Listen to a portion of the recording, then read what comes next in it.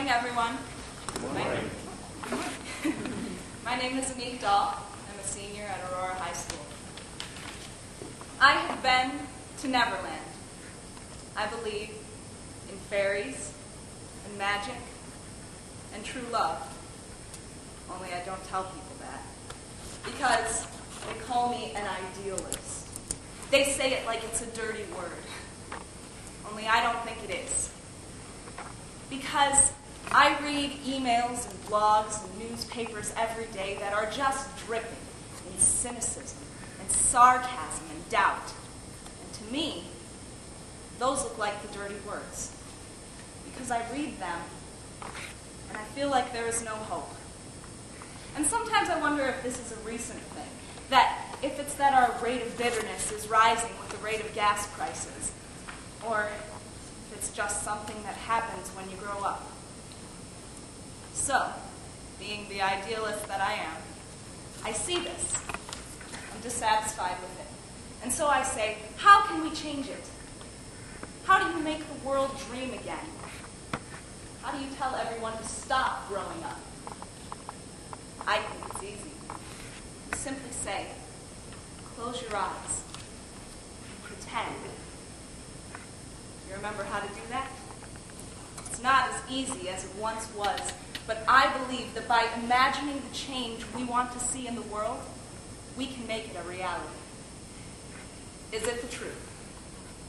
Well, a realist definition of something that is imagined is something that in its very nature is untrue.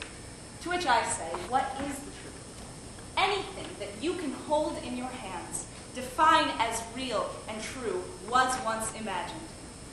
Once upon a time, people closed their eyes and pretended man could fly. They closed their eyes and pretended cities could light up bright as day in the middle of the night. They closed their eyes and dreamed of equality, freedom, peace. So many of them achieved it. They made what they imagined become truth. And by changing the way we think, we too can create truth as we want it to be. Is it fair to all concerned?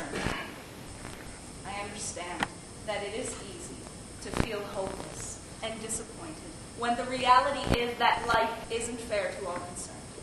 Truth isn't fair to all concerned. But by convincing ourselves that nothing is fair, we close our minds to the possibility of that world where fairness could exist. Tell a child the world is unfair, and you become a part of that world. The music turns off, the lights go out.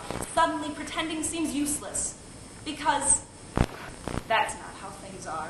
No, you can't have what you imagine. But by opening our minds to the possibility of equality and fairness, we will not only see our lives begin to change, but the lives of those around us change other people. It creates a world where fairness is a possibility for all.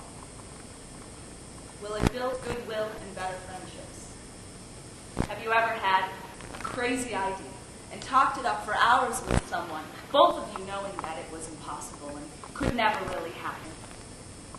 That's all pretending is. Watch children. They do it all the time. They have their own crazy, unique visions of the world, and they're so excited by it. They want people to share it with. For them, friendships aren't made because it's convenient or because that's just what you do. They're made because they are excited of the prospect of adventure and of someone to go there with them. And while I know that we cannot all build friendships in the sandboxes as we used to, I encourage you to go out and find an outlet for your imagination. Read, paint, write a story, climb a mountain, do something that makes you passionate, that strikes your imagination, and I guarantee you, it will lead you to better friendships. Friendships that are made through the joy of playing, of doing something because it makes you happy. And I think that you'll find when you're happy, make others happier as well. Will it be beneficial to all concerned? Yes. When I imagine a world where anything is possible with the power of the human mind, I overflow with hope for what we could become. I'm not talking about superiority or dominance or extravagance.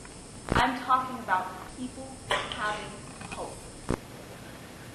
And if we as a community can challenge our minds to expand and bend the rules of what we accept, our children will grow with the freedom of believing that anything is possible.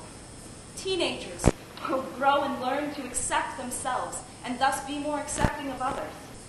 Adults can get back some of that magic of youth, travel back to Neverland, go there with their children.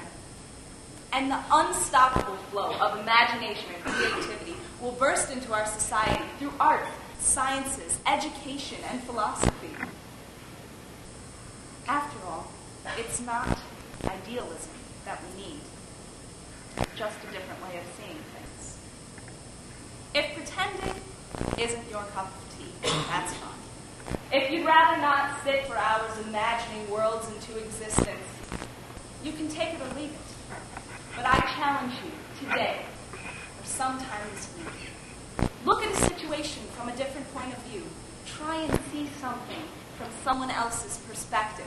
Ask questions. It may open a world for you. At worst, you could become a believer like me.